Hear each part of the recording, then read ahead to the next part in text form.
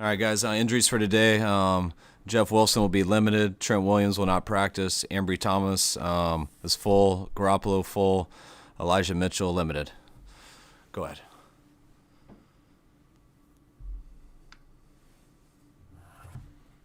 Hey, Kyle, the other day you were talking a little bit about the emphasis on finishing coming from that Super Bowl and how it's kind of a big deal just in general for all of you guys. I'm wondering for you, how much do you think of the Super Bowl? How much of a motivating factor is it for you? You've had a lot of players who've said, that they think about it quite a bit. Just what has it been for you like over the last couple of years? Yeah, you always think about that stuff. You go through. Just like anybody, when you have big moments in your life, whether it's really good or really bad, those are things that you think about from time to time. But, I was pretty committed when I got in this profession, doing everything you can to have an opportunity to someday win a Super Bowl. Losing those, it's hard to say it makes it stronger because I feel like that's how I started off. But you know how hard it is to get there. I think that's the biggest thing. It's how hard it is to get there, and you just want an opportunity to get there again because you feel if you can get there, you can do it. But I know the road that it takes to get there, and it's not easy. And you're looking for every second you can to get that opportunity again. Hey, Kyle, I'm sure early on with Deebo, you recognize his vision and his running ability.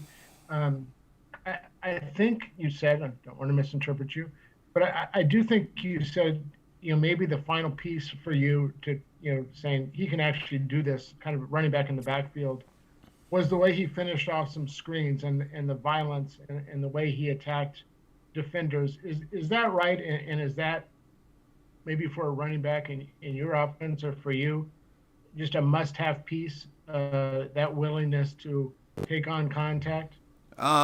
Yeah, I think I don't get how you can make it in this league in general if you're a running back who won't take on contact. It's a matter of time. You can get away with it for a little bit, but if you're worried about the contact as a running back in this league, you're almost on your way out. I think the biggest thing with Deebo with the screens and stuff is that's what we saw in college, and it was abnormal how physical he was on them, even when there was nowhere to go. Guys run hard, but when he had nowhere to go, he looked for someone to impose his will on before he finished everything. And that's a guy who's not doing it just because he was asked. That's a guy doing it because he's probably been doing it since he was 5 when his dad gave him the nickname Deebo, watching him doing it in the backyard against everybody. So that's just who he is, and it's a lot easier to just hand it to him than throwing screens. And then once we've started doing that to him, the vision that he's shown is the natural vision is kind of opened our playbook up for us and allowed us to do some runs that receivers normally don't do. George Kittle now has an impressive body of work as far as one-handed catches. I'm just wondering, is that now part of practice at all? Is it something that they just do kind of fooling around at the end of practice, or do guys actually work on that as part of their routine? I think some guys do. I've seen guys do it, especially watching Odell that one year. He had that infamous one his rookie season. And so I know guys work on it. I'm not a big fan of it. I think when you work on one-handed catches, you train yourself not to run through the ball. And I'm about the mindset that it'll never be a one-handed catch because I'm not going to slow down at all, and I'm going to run through every single ball and make sure I get there. And if that's your mindset on everything, and then you react to a one-handed catch because it has to be that way, that's kind of what I like. But if you sit there and you practice one-handed catches all the time, you're going to attempt a lot of one-handed catches because you're not going to practice running through the ball with the same 40 that you're running with before the ball was in there. Kyle, my question's about the Trent Williams play where he lined up at fullback and went motion twice. When did you guys kind of come up with that idea? How often did you practice it? And then just in general, when you're going to put in a new play like that at this stage of the season, do you have a lot to choose from that you've been working on throughout the year that you're waiting to spring on somebody? No, we just look at it as the same play that we've been doing for 10 years and just what's one more piece we can add to it. It used to only be juice, and then we added the tight ends, and then we added running backs, and then we added receivers. And Trent mentioned it to me a long time ago, kind of halfway joking. and he was the only guy left, and he's probably the best guy you could imagine ever doing it. I can't believe it's legal. It's scary for me to even watch. But no, we did it once. We did it in a walkthrough the night before we left here. And it's not something that Trent had to practice too much. He had to just time out the motion with the snap count and run full speed through the D gap and clean up whoever shows. And when they showed, they got out of there pretty fast. I mean, I thought it was one of the cooler plays I'd seen just because of who was on it, not because of the play we ran. Go ahead. He had one more. She got to take the mute off. Hold on. There we go. Did he get hurt on that 3rd and 1 conversion on that? That was like just getting. I don't. Caught up No, in the I don't wash there? think so. I thought he got hurt later in the game on that. Okay. I didn't ask him that, but I know he popped up from it like he wasn't hurt. Yeah. But Okay. yeah, I don't think he did.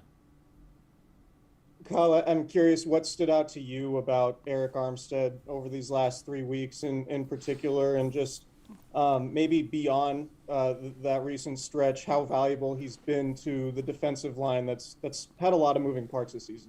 Oh, I think Eric is never fully appreciated enough. I'm just glad his numbers. He's gotten some numbers, which helps him get appreciated a little bit more. But I don't think people realize how important Eric is to our D line. The physicality he plays with, the fact that we can game plan him and move him to different positions to stop certain run plays. I know how much I hate dealing with him in camp. I mean, running the ball at him when he's on our tight ends, and then trying to have a pocket when he's pushing inside, and just how tall he is with his length. So I think Eric, even when he's not big on the stat sheet, like just watching the film and just how he affects a game, to me is so huge. And that's why I think he kind of is a little underappreciated. He doesn't always get the huge numbers and stuff, but when we're rushing as a group well, and you have the presence of him, he ends up getting those numbers eventually, because he is always a problem. And if they're worried about other people, he can get those. But what he does to us, even when the numbers aren't there, or what he does for us, I mean, offenses you can't just not worry about Eric Armstead. You have to have a plan on how you're running the ball versus him, and you definitely have to have a plan how you're throwing the ball.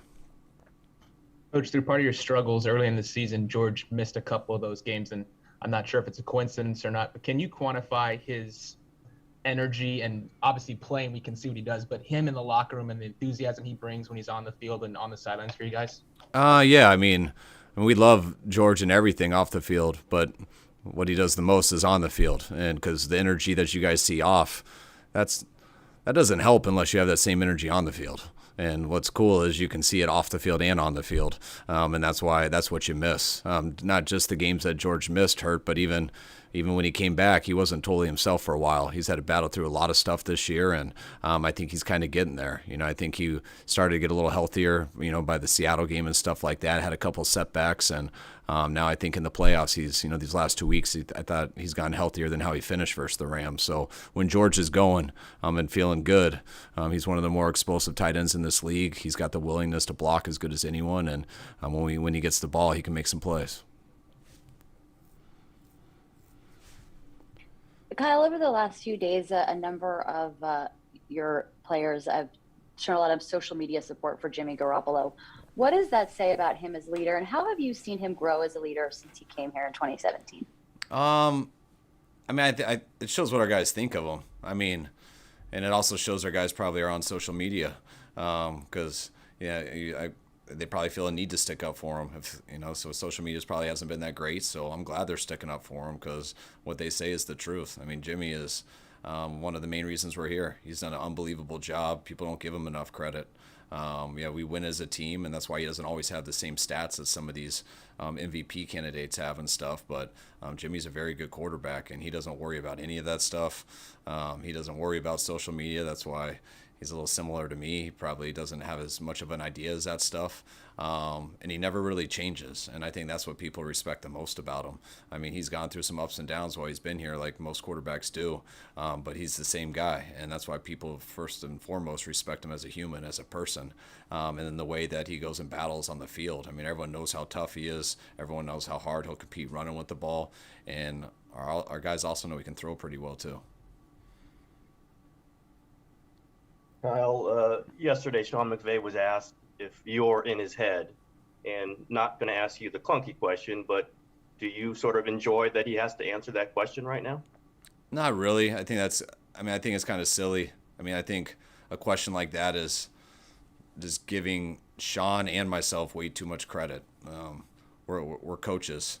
Like, watch what's going on that field and some of the players out there and the people that are competing, and to think that it's about Sean and I. I mean, I know he doesn't feel that way, and he knows I don't feel that way. So, I mean, you know, the entertainment of this business is cool and stuff because it brings a lot of fans and brings a lot of money for everybody. But I think that's kind of pretty ridiculous. I don't give coaches that much credit. We have time for 3 more. Kyle, yesterday Fred spoke about how DeMeco's been calling blitzes, and when he doesn't call blitzes, and he said that he's been so great at his play calling. How have you seen that develop throughout the season, and where he's choosing to make those moves? DeMeco has the skill set to be very good. You've always known. Anybody who's been around him has always known that just since watching him as a player. Then he has the work ethic, he has the people skills, so you know he's always going to get better. And then it just becomes about experience. I mean, you're always, you know, when you're prepared to do it, you go. But I don't care how good you are, you're going to have some good calls, some bad calls, and the people who are good have to have that skill set. They got to be talented, but they also got to learn as they go. And hey, why didn't I win this? You can't just say, well, the player didn't get it done here. No. Why didn't he get it done? Did we not teach him right? Did you ask the player to do something he couldn't do well? I know we want to win this game this way, but did you see how it changed during the game? And DeMeco is a dude who's not going to sit there and BS himself. He's not a guy that you got to point a lot out to. He's very hard on himself. He's trying to figure it out all the time, and it's only going to get better as he goes through all types of experiences, good and bad. But when you know what you're doing and you're made of the right stuff and you're willing to always work to find the right answer, he's only going to get better, and that's Fred's right on. He's a lot better now than he was at the beginning of the year, and he'll be better next year also. Hey, Kyle. Gary Klein from the LA Times. Cooper Kupp seems to have taken his game to another level this season. Is that, from where you sit, is that because he's doing something different, or the way they're utilizing him, or both? Oh, no, he's been pretty good since he got in. So, I mean, you know, football isn't always about taking your game to another level. I mean, it is, but it's also about opportunities too. And, I mean, he's 2 years off an injury, I think. So, he's probably, usually your second year, you're a little bit better than your first year off the injury. But I know how good he was before that, and I know how good he was last year. I think, they're throwing the ball a little bit more. Stafford's, I think, helped him some. But he was pretty dang good when Jared was there too.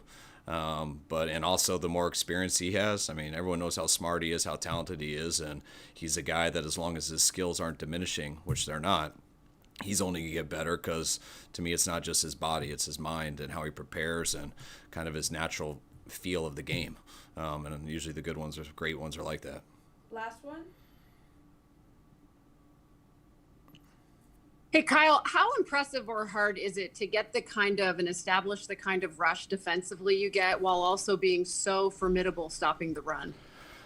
I think it's a fine line. I personally hate going against D lines running the ball that play like ours. It's hard to go against guys who, yeah, you're rushing the passer, but it's not just rushing the passer. You're just penetrating every play, which is a lot easier to get to the quarterback when you're penetrating. But you still got to be able to react to the run. And when you can blow up O-linemen, whether you're in the gap or not, sometimes you're knocking them into the gap.